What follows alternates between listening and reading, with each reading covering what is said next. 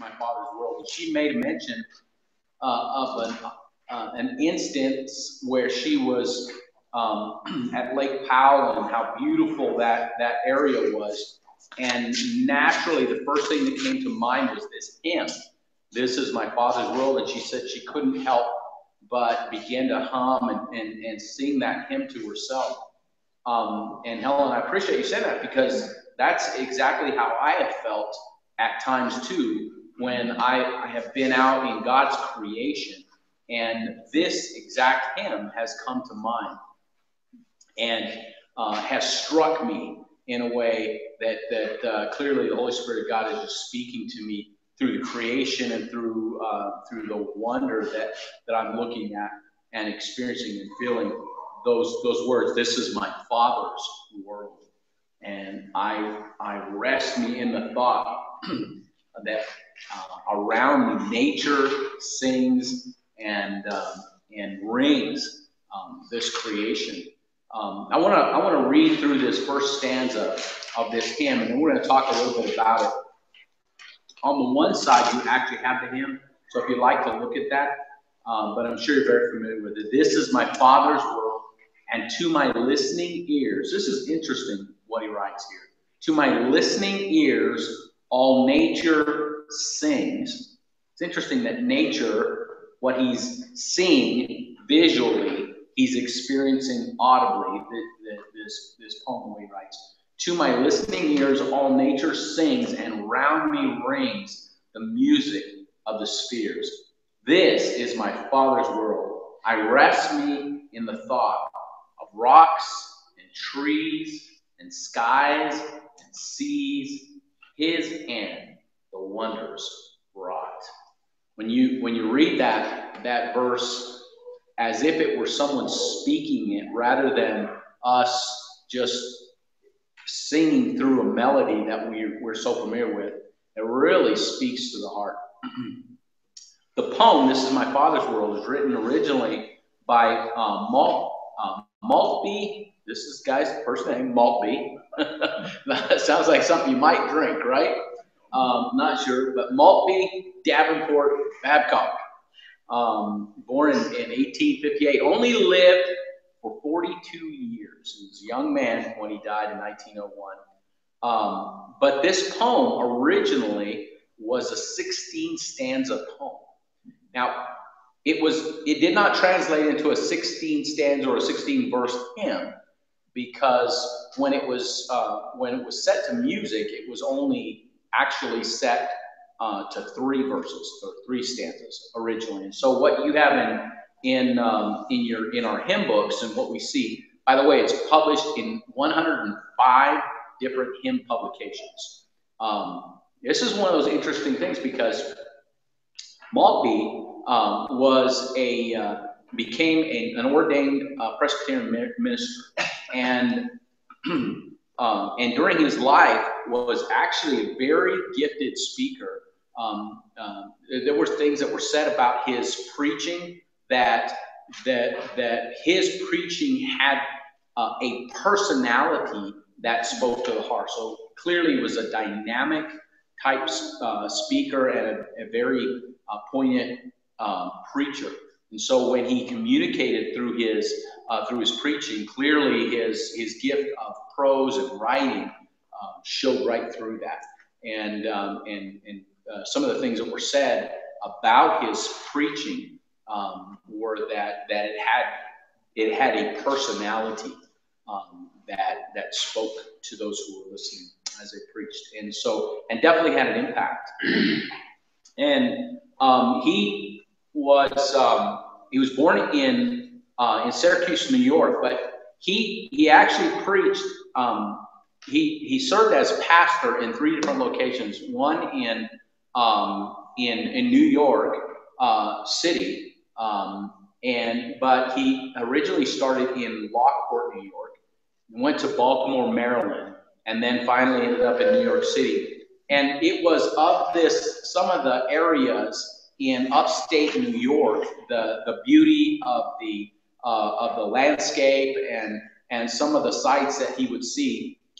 His wife said that and you don't have this in your sheet, but his wife had mentioned that there were times that Maltby would say, "I'm going to go out to see Father's world." And literally what he meant was he was going to go out on a walk. I'm going to go out and see Father's world. And he would go out on these walks and just take in the landscape and just experience what the creation of God before him and the wonder. I don't know that was necessarily an inspiration for the hymn in particular. However, it was definitely a phrase that he used. When he died in 1901, his wife took a lot of his sermons and a lot of his poems, and she published them. And she basically put them together, and what she called this publication was Thoughts for Everyday Living. Well, it was this publication, Thoughts for Everyday Living, that was read by Franklin Shepherd. Franklin Shepherd was a Christian hymn composer, and he read this poem, "This Is My Father's World," that was in that publication about 14 or 15 years later, and set it to music. And so he took it, but of those 16 stanzas, he only chose 3 of the stanzas to set to music. And so he set those 3 that we see. This is My Father's World. Now, one of the Presbyterian hymn publications actually has altered the ending of the 3rd stanza and has put in the last line and phrase was completely changed. I read through that, and I apologize I didn't print that out for you, but there are some minor changes that they made as far as the text and all of that. But what you see in these stanzas is primarily what has been published in most of the publications that you see This Is My Father's World in. Now, this is an interesting hymn, and I had mentioned to Pastor Paul earlier today that, we have this phenomena that takes place with musicians. And in the 60s and 70s, and sometimes even in the 50s, there were bands that would write a song that became wildly popular.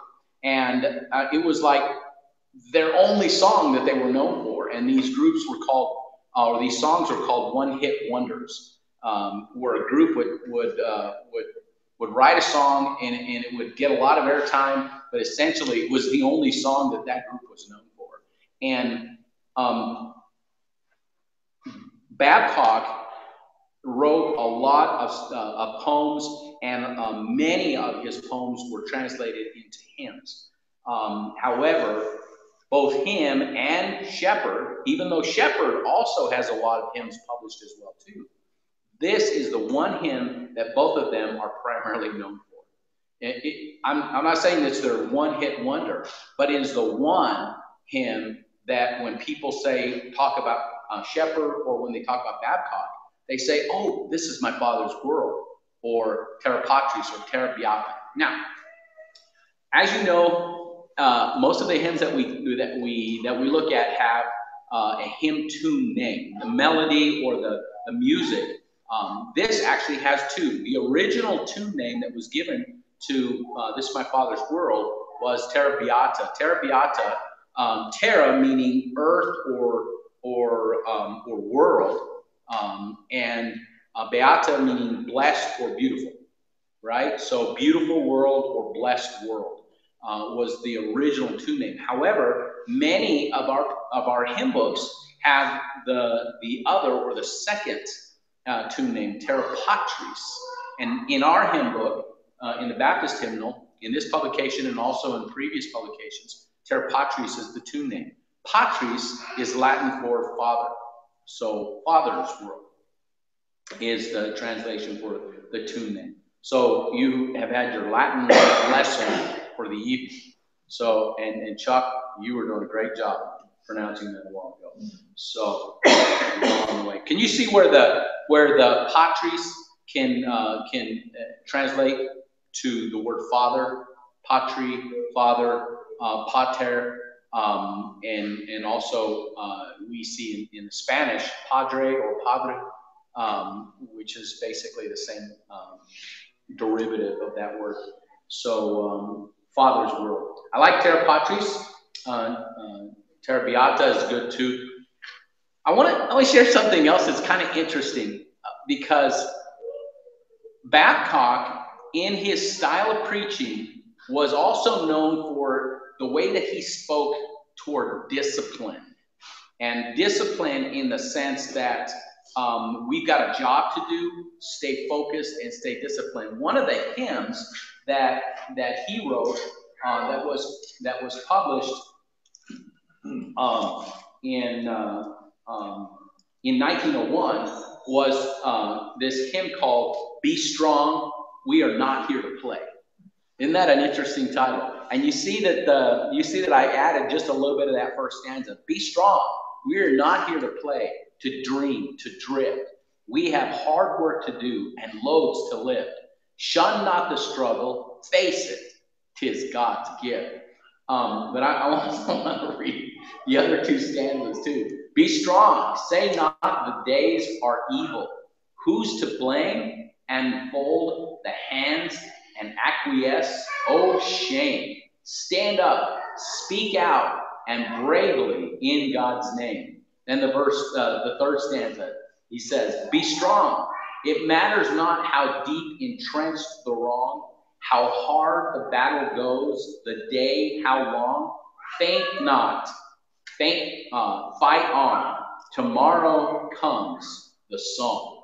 And it's interesting that a hymn would speak like that and say, get busy. You guys are lazy. Get up and get to work. And that's good. And this hymn was published under a title called Special Seasons and Services. So I don't know what that special season or service was that Babcock was thinking about when he put that song together, but he definitely wanted you to get busy. So I want to take this opportunity. Let's sing through that hymn. This is my Father's world, and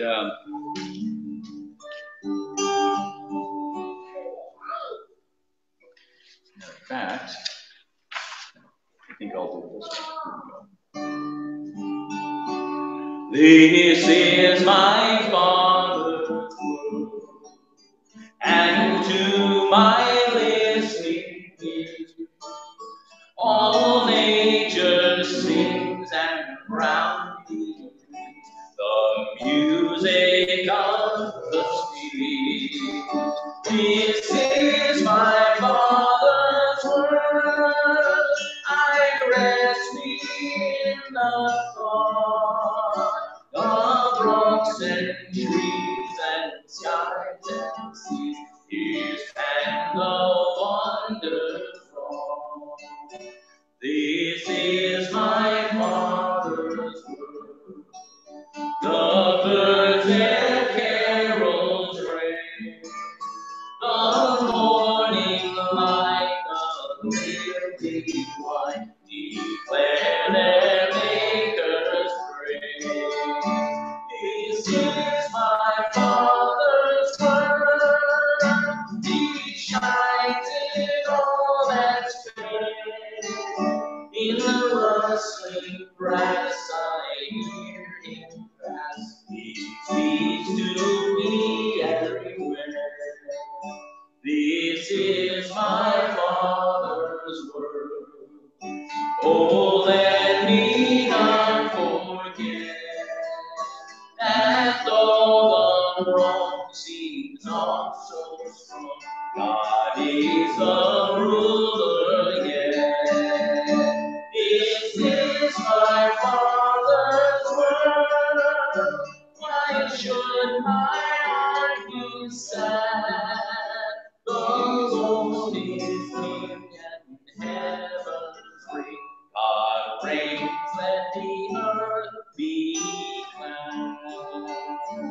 Now, that last phrase was that pumpkin, and I forgot that I actually had printed it out.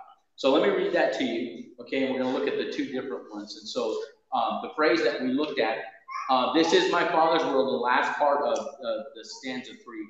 The battle is not done. Jesus who died shall be satisfied in earth and heavenly once when you have.